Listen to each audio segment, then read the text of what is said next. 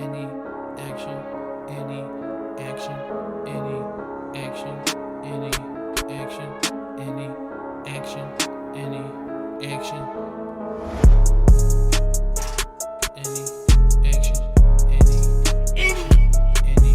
Action Sportscast. I'm your producer Martin, joined by your local Las Vegas handicappers, Effie. What is up, guys? We are back. It's Any Action's first episode of 2022. Here to give you some quick bets for UFC Fight Night, Kattar versus Chikadze. It's your boy Effie and the producer. You know it's Martin on the ones and twos. What is going on, Any Action? What's going on, Effie? How you doing? Good, man. It's good to be back after that long break. Didn't it feel like it was forever without UFC fights?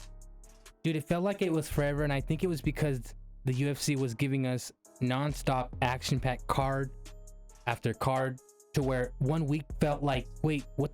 There's nothing going on this weekend? But hold on, we kept busy, right? Hey, gotta give a quick shout out to our Twitter, AnyAction_. And if you follow us, you would have known that we were on the University of Georgia -2.5 to win the national championship over the Crimson Tide, Alabama. Dude, what a game! What a game, man.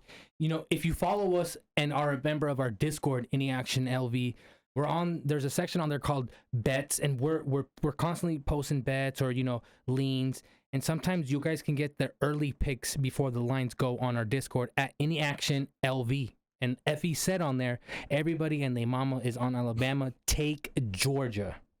Absolutely. How about them dogs, man? Just so happy for everyone from Georgia, that all the players from there. Great season. And yeah, dude, couldn't be happy for the University of Georgia. Had to wrap them on the show today for our first episode of 2022. And with that, dude, I think we should just go ahead and get to the main event of this weekend, man, because I think it's juicy and it's gonna deliver for fans that love striking. Dude, I'm excited for this UFC Fight Night, the first card to bring us in, and I think it's a perfect card, especially for a year with action-packed cards. I think Giga versus Calvin is the perfect one to bring us in this season. Let's get right into it. Calvin Kattar. Well, first of all, we have the number 8 featherweight in the world, Giga Chikadze, fighting the number 5 featherweight in the world, Calvin Kattar. The line currently sits at Giga -220 and Calvin Kattar +200. Now that, to me, off the top of my head, man, is a little off and a little heavy toward the Giga side. I thought it was gonna be a little closer, and I'll explain why. So Calvin hasn't fought in a year. He hasn't fought since the famous Max Holloway fight, where he took the worst beating in UFC history. He took the most strikes, absorbed most significant strikes. I mean, man, over 400 strikes. That was Calvin Kattar. So he took a year off, right? And rightfully so. You take that much damage in a fight, I wouldn't want to be back in there in 3 months, 6 months, or even 8 months. Taking a year off, I think, was the right move because, for example, dude, do you remember when Brian Ortega got whooped by Max Holloway? Yes, sir. He took 2 years off. Oh my gosh. And then guess what happened when he came back? He came back like a Christian, man. He came back baptized, head cut off, and just like a whole new person. Dude, he put on a great performance against the Korean Zombie, who is a little foreshadowing to a little topic we'll talk about later. But yeah, so that's an example of a guy getting beat, taking a ton of damage, and not rushing his comeback, taking his time, getting healthy. Well, in Brian's case, he switched up camps and did a bunch of other stuff, but still didn't rush his comeback after such a damaging fight. And I think that it's going to help Calvin here 1000%. As far as how his skill set matches up here, I think Calvin's approach is going to play into Giga's style, to say. So I love how Giga uses his kicks. I mean, obviously he has the famous Giga kick. He finished Cub Swanson in the first round with it. He finished Edson Barbosa. He's on a 5-5 win streak, or a 7-5 win streak, I think. If he wins tonight or tomorrow on Saturday, I don't know why I said tomorrow, he will have won 8 fights in 2 years, dude, in the UFC. He's on a run. And so even though he's the same age as Calvin, to me, it seems like he's sort of skyrocketing to the top. And now he gets his first real big test. I mean, Barbosa was a pretty legit test, but Calvin Kattar coming off the Max Holloway fight, I think this is a big opportunity for Giga to make a statement here. And I do lean Giga. Who do you lean? Again, fresh card of the year, and I'm on the same side as you. I am leaning Giga, and I believe the money line's -220. It's not that high for those of you that do money lines, or for those of you that like to throw people in their parlay. I think this is one of those fights where I would throw Giga in a parlay, meaning, you know, is there a chance Kattar can win? Yeah, but I mean, you're looking at an early KO or a late KO. That's, you know, I don't see a submission coming in. And I think I see it going all 5 rounds. Right. And that's the thing. I doubt anyone's going to shoot for a takedown in the first, you know. This is a 5-round event? Yeah. Oh, yeah. In the small cage, in the Apex, dude. Wow. So for so it's top contender fight Apex, they do 5 rounds. Because main event 5 rounds. Main event 5 rounds. That happens for like big fights like Nate Diaz-Conner or main event 5 Colby rounds. Covington versus Masvidal is coming up, is going to be a 5-rounder with no bell. You know, that rarely happens. True. This is a fight night though, so it's on ESPN Plus for free. Okay, so that's a common. They do, you know, the main event, they are 5-rounders. Right, on ESPN Plus, yeah. And like you said, which is rare though, the Colby and Jorge being a non-title fight main event, that's rare, 100%. But hey, it's worth it. We'll talk about that later, huh? But as far as this fight goes, the pick is Giga, and we actually have action. Our first action of the year is going to be on Giga Chikadze minus 220. 2.2 units to win 1. And, you know, hopefully he gets it done. I will say this, though. I think you said either a first-round finish or early finish or late finish. Calvin, dude, he got beat up so bad by Max. Obviously, he showed he's hard to finish. So, the guy's got heart, dude. He's from Boston. Those guys are tough. Shout out to the Boston Cartel, is what their crew's called. But that's funny. Dude, no, they're cool. Calvin's a great guy. So, I think it's going to be a great fight, dude, and the fans are going to really like it. So, if you're a casual or if you're a diehard, tune into ESPN Plus. I think you're going to be pretty pumped with how that fight goes. Then we go into the co-main, which is Kaitly Chookagian versus Jennifer Maia. Now, this was not the original co-main. Michelle Pereira versus, was it Muslim Salikov? I don't know how to say that dude's name. There's so many hard names to say on this card, dude. It's crazy. All these European guys, the Russian guys. But we'll get into a little bit of that. Well, that just shows how global the sport has gone, you know? Dude, some of the best guys aren't from America. It's awesome. Like, the sport's getting huge.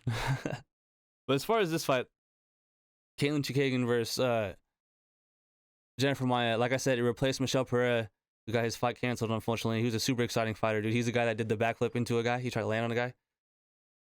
And I actually met him. He was nice enough to take a picture and say, "What up?" Did you really? Yeah, he was cool. So he's very entertaining. Very entertaining. Yeah.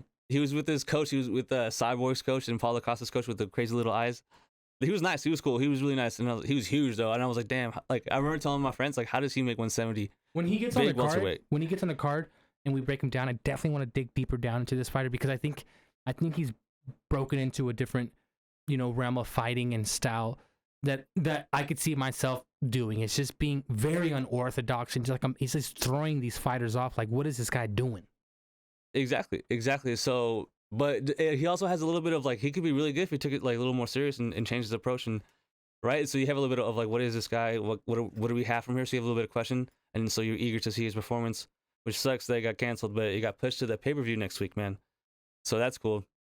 No, he's still gonna get a fight. Yeah, I think a guy from PFL stepped up and signed the contract from the UFC on short notice. That's right. So shout out to that guy. I'm sure his name's slipping my mind, but back to the original now. So the co-main of what's gonna happen on Saturday is Kaitly Chookagian versus Jennifer Maia, and this is a rematch. These women fought each other in 2019. The line currently sits Kaitly Chookagian. Dude, that's hard. Talk about hard names, dude. Versus Jennifer Maia. Caitlin's minus 180. Jennifer's plus 155. Now, the way I am going to approach this fight, dude, is Kaitly, if she wins by decision, she's going to set the record for most UFC wins and like fights without getting a finish yet. And so, to me, the over is, I think it's like minus 350. The books are telling you this is going to go to the cards, and I do like Kaitly to win this fight. She's going to have a 5-inch height advantage, I think a 4-inch reach advantage, and she's going to be the bigger fighter. Obviously, has that experience that she already fought her before in her back pocket. And it's funny, Jennifer Maia's from Brazil, and you would think a submission artist, you know, with that background, but she rarely shoots a takedown.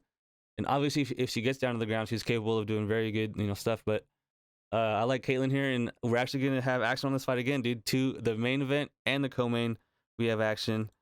It's going to be Kaitly Chookagian via decision, minus 120. So we're going to take, she's 170 straight. If you do better straight, minus 170, but we can take it down to minus 120, 1.2 units to win one.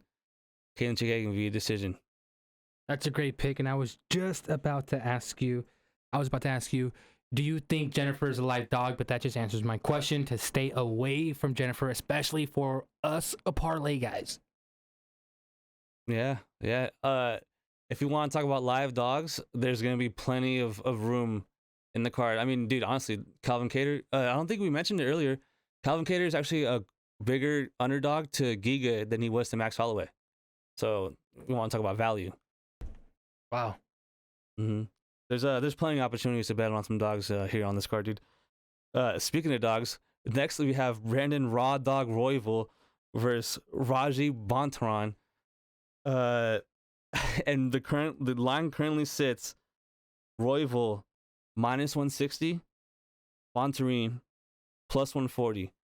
We have action on this fight, Martin. Three fights with action, dude. We're just slinging our bets out right now. That's good action off the top already. Dude, the main card's gonna be pretty exciting for us as far as our action. And so we're gonna take Brandon Royval -160, 1.6 units to win one. Now I think when we pre-show sent our stuff, the line was -170. So a little bit of money coming in on the other side now. But as far as the fight goes, you want to talk about height and reach advantage, dude? Brandon Royval is 5'9". Bontorin is 5'5". His reach is 70. The other dude's reach 67. So he has. I'm a huge advocator of reach and how much of an advantage that is, especially in a striking type of sport. This fight's going to be on the feet. And even if it does get to the ground, I trust Royval's ability to stay out of bad positions, at least with submissions. I think he's going to be good enough to keep it standing. He's coming off 2 losses, though, man. But he's coming off to Brandon Moreno, who's the current champ, and Alexander Pantoja, who's the #1 contender. So you have to be pretty elite to beat this guy. And before that, he was catching some bodies. And Bontorin is, not really that impressed with him. And I trust Raw Dog here. We're going to go ahead and take Raw Dog, Brandon Royval, -160, 1.6 units. That leads us to our heavyweight fight. We have 2 more fights on the main card before we get to the prelims. But this is going to be Chase Sherman versus Jake Collier. Now, the line currently sits -130 Collier, Sherman +110. And I actually think the under is a play here. Before the show, I saw the under was sitting around +160, 1.5. And I think these guys can get knocked out. Like, I think it's going to be sloppy. This is kind of be a little bit of low-level heavyweight MMA here, dude. And I don't have action on this fight. We don't have action on this fight. But if I were, I would lean the under. Because it's plus money and it's heavyweight MMA. You never know. Someone could walk into a punch. As far as who I think is going to win, I think Sherman's going to win. +110 is not a bad bet. But that's a stay away. Don't have any good reads on this fight. Not worth it. Now with that, we'll go ahead and get to the last fight on the main event, or main card, I should say. It's going to be Joanderson Brito versus Bill Algeo. Now the line currently sits, let me see. Algeo +115. Brito -135. And I think there's a live dog here, dude. Bill Algeo at +115 to me is not that bad. I mean, yeah, Brito wants to get this fight on the ground, and that's where he will probably thrive. But Brito is susceptible to takedowns. His takedown defense is not very good in his UFC career. But he has shown he can get up. For the amount of takedowns he gives up, Martin, his opponents don't really get that much control time. So in this fight, I think if you just get it up, keep it up on the feet, you never know. Might be worth a shot here. But no action on this fight either. Yeah, no action on that fight. I think Algeo might be able to keep it up a little bit, get up, avoid those takedowns. And who knows, might be able to pull one out and get a dub there. So with that, that wraps up the main card. We'll go ahead and not go through every prelim fight, but we'll go through the fights that we have action on in the prelims. And so with that, I think we should talk about... I'm not even going to try to pronounce this guy's first name, Martin. We're just going ahead and go with his last name. Borschev. -180, 1.8 units to win one. And this guy is he's not a veteran. He's 5-1, so he doesn't have too much experience He's going against Dakota Bush, who's 8-3. So as experience wise, they kind of are similar. Dakota has a very slight edge in experience of fighting. I'm glad you said that because his MMA record is 5-1, but he's had over hundreds of kickboxing fights. Oh wow, that's huge. It's all about competition. It's all about experience, fighting in front of crowds. I think that's huge. That's great to know. Dude, he technically has experience. You know what I mean? Not technically UFC experience or MMA in that sense experience, but like you just said, he's fought in front of big stages and big crowds and with the nerves and dealt with all the big lights. He's coming off a Contender Series win where he just obliterated a guy. And he had a crazy celebration, but he's actually the striking coach at Team Alpha Male out in California with Uriah Faber. So the thing with him, the reasoning here would be like, oh, you want to get him on the ground, right? Because he's a striking, based fighter. And so I don't think I think if he does get down, I think he'll be able to get up. Now his opponent, Dakota Harry Bush. Wait, who's the striking coach? I'm sorry, who's the striking coach? His name is Borschev, is right? Yeah, Borschev is the striking coach at Team Alpha Male. Make this one of my official picks. Do you know the money line on either or? Yeah, our pick, bro, is -180 Borschev. And yeah, okay, yes, I'm. Let's go. I want to hop on in. I want to totally, support that pick because it reminds me of Peter Yan's striking coach when you told me the exact same thing when he was fighting. Yeah, this guy's from Russia, so. And then he ended up winning, and I just got the same vibe. It's one of those guys I'm gonna put in my parlays. Dude, let's do it. Let's roll. At the end, you can ask me, out of all of our picks, we'll go through a review, which ones you think are parlayable. Okay, good. Yeah. I think that'll be good. That's a good idea. So with that, we'll go ahead and take, actually, I'll try. Viacheslav Borschev, -180. After that, man, we have two more bets on the prelim card, guys. We got Court McGee, -115. 2 units to win 1.73, a little bit more than a normal bet here. I'll tell you why.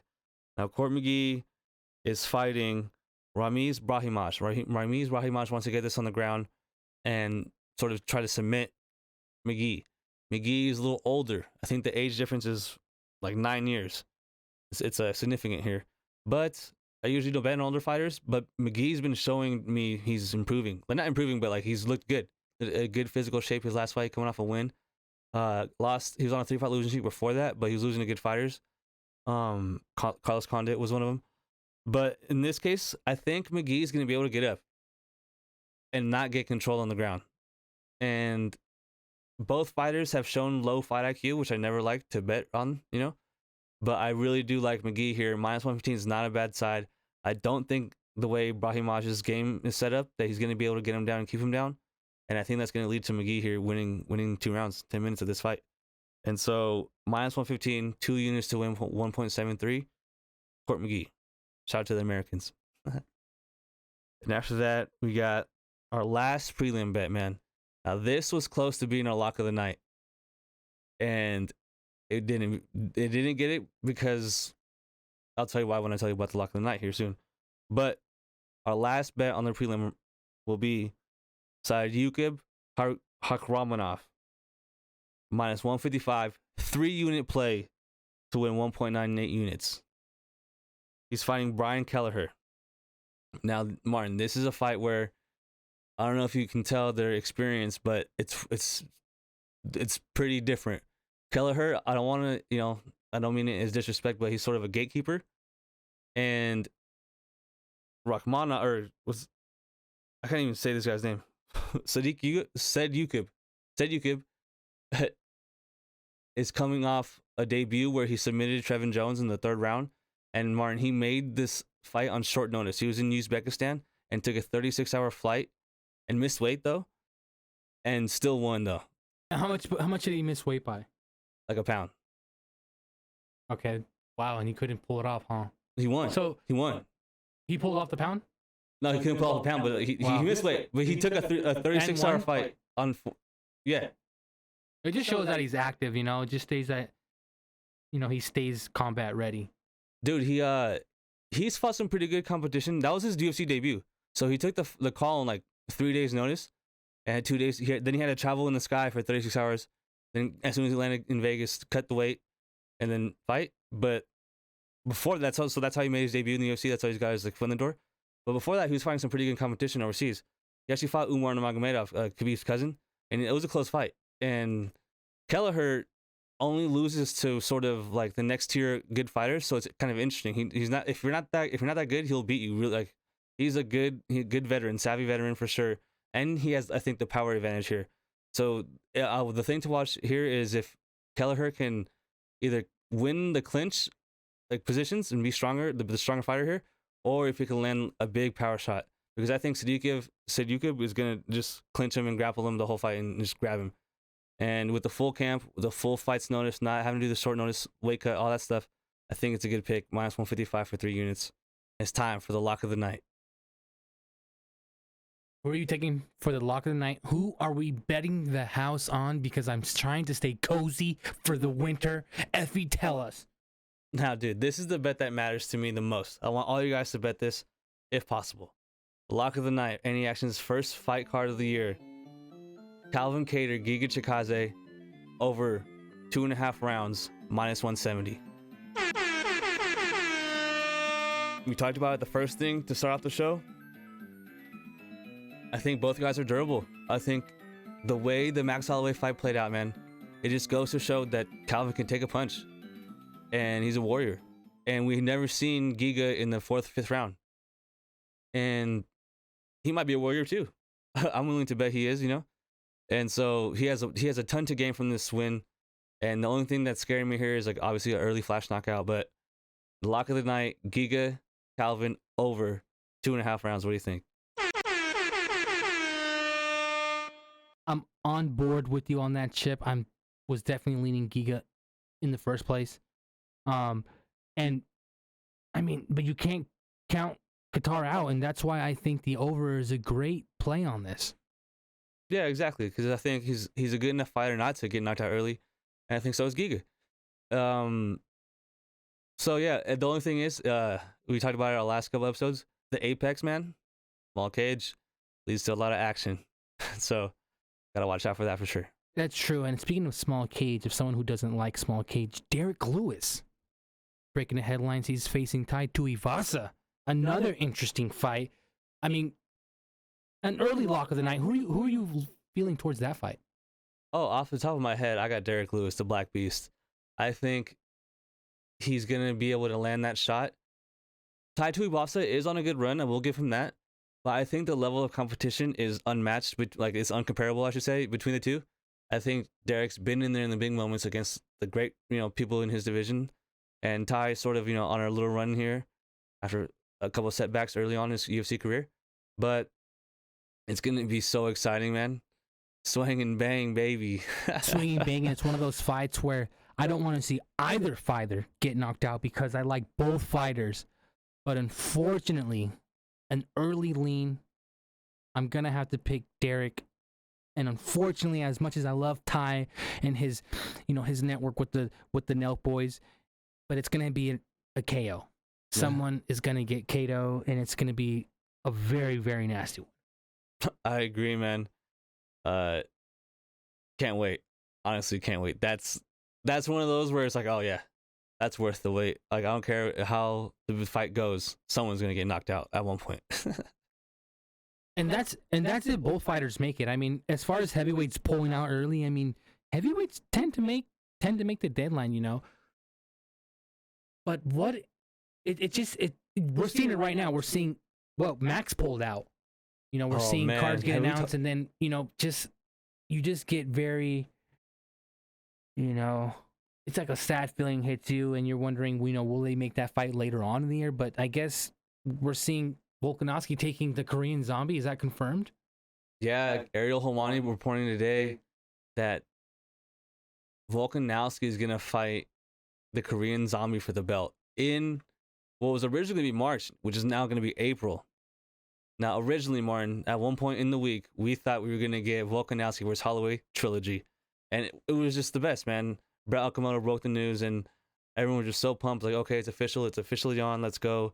Max didn't even need to take the Yair Rodriguez fight, and he did, and he put on a great performance again, of course. And then, obviously, Volkanovski is a champ, and he's got to run it back with Max's, in my opinion, Max won the second fight. I don't know about you. I don't know how you score that fight. We ended up watching that, me and you, I believe, and man, I had a second opinion, and I could see how. When I first watched it, I was like, "How did Max got robbed?" So did everybody else. Everyone was tweeting Max got robbed, but you watch it again, you know, you'll have a second opinion. But based off Volkanovski's Twitter and him saying, you know, I want the Korean Zombie or whatever, I think that's the easier fight for him, and he knows it, and he's trying to promote it, you know, because he never was saying, Max, where you at? Come get me, you know? Well, he's just not one of those guys in general, but yeah, I mean, I was surprised because boom, as soon as it happened, Martin, when the news broke, Max is out, he has injury. Everyone goes, are they going to keep the fight? Are they just going to reschedule it later in the year? Or are they going to give it to somebody? And then you immediately go to the rankings and you try to run through who's available, you know? Josh Emmett comes to mind. I don't know if you saw Yuri Rodriguez tweet to the champ. He's obviously not going to get it because he just lost to Max. Brian Ortega just lost the champ. And it leaves Korean Zombie. He's the only guy kind of healthy and coming off a win. And as far as easy fight, I don't want to see it. I'm not interested. I mean, I don't know how you feel. I just, obviously, Volk wins. Brian Ortega put a beating on the Zombie. And whoa. MMA math doesn't always work, Martin. That's true. I'm just not interested. How do you feel about that? Are you interested? It's cool as a fan. I'm just not interested. They can't push the fight back. You know, speaking of pushing the fight back, I mean, what about Peter Yan? Aljamain, another bad news. They're pushing that crazy, back? Huh? It's just like we were getting crazy good news, and then just like a week of a day full of bad news, dude. Aljamain Sterling comes on his podcast and says that the Peter Yan fight, which, like we said, was the same card as Volkanovski and Max in March, is now pushed back to April. Now, March is supposed to be in Vegas, and that fight was supposed to be in Vegas, and now it's going to be in New York. And Algeo's from New York. So that probably is going to, be obviously a better situation for him. But, yeah, man, it gets pushed back. And I think Algeo claimed that it's because Peter Yan's not vaccinated. And Peter Yan immediately responded with, no, it's because the UFC doesn't want a fake champ to headline the card, which I thought was hilarious. So funny. I mean, when we get down to the truth, I don't know who's telling the truth. I mean, right. It doesn't sound like Aljamain, that doesn't sound like the full truth. It kind of sounds a little skeptical, but I don't know. I think Aljamain's a little low-key kind of happy that happened.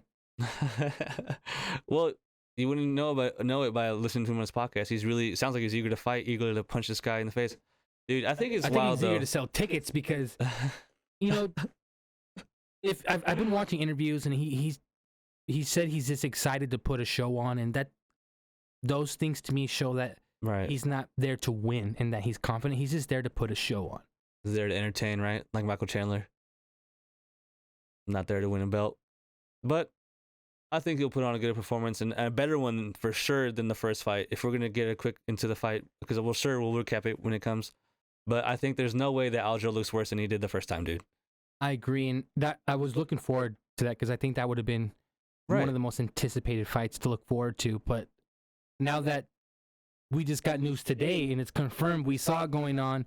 We saw the beef building up. Us as fans were waiting, but finally confirmed is Masvidal versus Kobe. I think that is going to be the fight of the year. All these fights, all these main events fights, this seems to be the year of the grudges. Let's get the grudges out the way. All these fights seems to be grudge matches. Dude, I agree, man. I agree. Run it. Let's go. But I will say, you said it's going to be fight of the year. I think this is going to be one-sided. I think Kobe beats Masvidal easy. Oh my God, easy. Really? Well, okay. Payday. You want payday. I know that. Dude, I'm just so excited that they booked that fight. It's been years in the making. The rivalry has been boiling. It's just finally going to get here. They're finally going to sell it in the cage. But, man, it's talking about one-sided. I think Kobe's going to be able to get him down, rinse and repeat. What do you think? I'm excited for this fight, and as much as people hate Kobe, I think he does win this fight. I think Masvidal was scared. I think the stories of Kobe telling them about sparring practice and all that, I think that is true. I think him putting the hammer on Masvidal during sparring is true. I think Masvidal knows Kobe's skills. Look at Kobe versus Usman. Usman could not finish Kobe, but he finished Masvidal. He finished Gilbert. I mean, the list goes on and on, but he couldn't finish Kobe. Dana White said, Usman said if Usman didn't exist right now, Kobe would probably be the champion right now. I did say this, and he did get finished by Kamaru Usman, though they both did. But I think the press conference is going to be hilarious when they go like, "You got finished by Usman." Like, yeah, well, you got finished by Usman. But oh, that's right. He did get finished. Kobe did get finished, but it was like a stop finish because of his. They almost blamed it on the jaw issue. Right. Well, he got clipped. Yeah. But Kobe is good, bro. Everyone, like you said earlier, everyone wants to talk about his persona and not like the guy, which they should, because he's just an idiot. But I think that that plays into his favor because they overlook how good he is as a fighter. They don't look at the good things he does. They just hope that he loses every single second of the fight. But he's a good fighter, dude. Going into that Kamaru Usman fight, in the first time, it was 2-2 going into the fifth. You know, like he's a good fighter. But Jorge, I think he's a journeyman, and he's a journeyman. He's become a famous journeyman. But I will always have love for him for doing. Ben Askren made his career. I was about to say I always have love for him for doing what he did to Ben Askren with the flying knee. That's one of the best moments, obviously, as a UFC fan you'll ever see. Brought to you by Modelo. But dude, you'll never forget. It's one of those where you never forget where you were. But it's just skill wise, I just don't think it's a good matchup. You know, matchups makes fights, and the line indicates that, dude. The line opened -230 Colby, and it's already steamed to -250. Money's coming. Oh wow! Money's The coming line's in. already opened up. You're kidding me. Money's coming in on Colby. So right now, you could go to the bookies and take your pick right now. Yeah, certain books are offering. Yeah. Wow. Mm-hmm. Are we hopping on that Kobe train? We already did. We already got some Colby -230. Payday. You want payday? I know that. I don't know. It hasn't been dropped yet, but I like the over too. I bet you they put the over at 4.5 rounds, and I'm gonna take it. Colby via decision. Early pick for that, man. What do you? Same thing for you, or what do you think? Payday. You want payday? I know that. I mean, I'm definitely feeling it. And before the fight was announced, I was always leaning Kobe. I think Cody is the elite fighter. I think he does have the slight advantage. I don't think Masvidal carries the punching power. And what I like about both of these fighters is they hardly cut weight. This is their respectful weight class. Masvidal cuts weight, but not extreme weight where he did that one time, but that's at late notice for the Usman one. But I think both these fighters are at the respectful weight class. I think Kobe does take the W. And I think this is going to be one of the fights of the year. Oh. The press conference with the fans asking them questions. Pause. Say that again. And I had you muted. Ready? Yep. And any action is going to be at the press conference with the fans, asking fans questions, interacting with you guys, and filming those. That it's going to be great, dude. It's going to be electric when they're on the stage. Oh, I can't wait to go there, man. It's going to be fun, man. So with that, we'll probably wrap up the show. Go ahead and get into a recap of our bets so everyone can see our bets. I think we have 7 plays, including the lock of the night. We'll go ahead and go through all of them to kick off the card. We'll go from the beginning to end. The first fight being the earliest fight on the card, Said Yukub Kakramanov, -155, 3 units to win 1.98. He's the second fight of the card, so make sure you get there early to watch that fight. Then we got Court McGee, -115, 2 units to win 1.73. Then we got Borschev, -180, 1.8 units to win 1. Brandon Raw Dog Royval, -170, 1.7 units to win 1. Kalen Chikadze via decision, -120, 1.2 units to win 1. And Giga Chikadze, main event, -220, 2.2 units to win 1. Then our lock of the night. Let me read the lock of the night, Effie. You've done your work. We appreciate you. The least I could do is read out the lock of the night, which is Giga. We're taking the over of Kattar. 2.5 rounds, -170. How about them dogs? Let's go. No, shout out to the Georgia Bulldogs one more time. And should we change it to the dog of the night? Nah, lock of the night. I'm just kidding. Well, he's -170, so it's a favorite. But yeah, we could, dude. Next week. Hey, dog of the night could be like if like the Derek Lewis fight. That was like a dog of the night. Well, yeah, absolutely. Yeah, 100%. Yeah, we could do it. Oh, dude, you want to do it right now? Want to do it? Like if you had who's the dog of the night on here? Oh man, do you have one on here? Okay, let me see the odds. Dog of the night. I'm gonna go with Bill Algeo, Okay. plus 110. Or plus 115, actually, right now on this book. Yeah, like I said, I think he has the ability to get up, even though he gets taken down a lot, and extend that fight. I think he's a live dog. That's a good one. We're gonna start incorporating the dog of the night. You know, like a real strong pick. And if it's not strong, we'll let you guys know. But you know, it pretty much wraps it up. We do appreciate all the support. You know, the simple like, the simple share. Follow us on our socials. Follow us on Discord. Follow us on Twitter. Have the noties on. You know, the support is free. We appreciate this, guys. We do this as a hobby, but all the little comments, all the reactions, you know, it means a lot. Yeah, absolutely. Shout out to Any Action. Thanks for watching, you guys, for sure.